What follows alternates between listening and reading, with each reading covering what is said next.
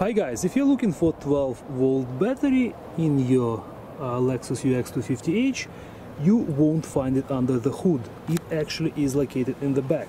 In case if you want to do a jump start, we'll show you where the terminals are quickly. Right here you will see the positive terminal. You will see some metal here, and this right here is the negative terminal. So if you need to do the jump start, you can do it right here. The 12-volt battery is located on the right side in the trunk.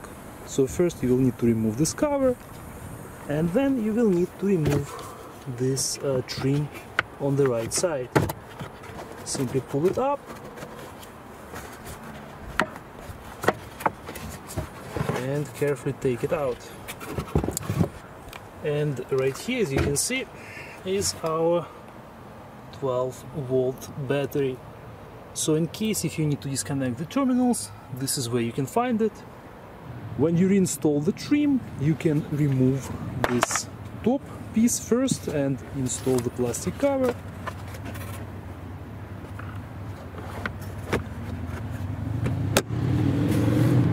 And then the upper piece goes on, and it is slightly easier to install them this way.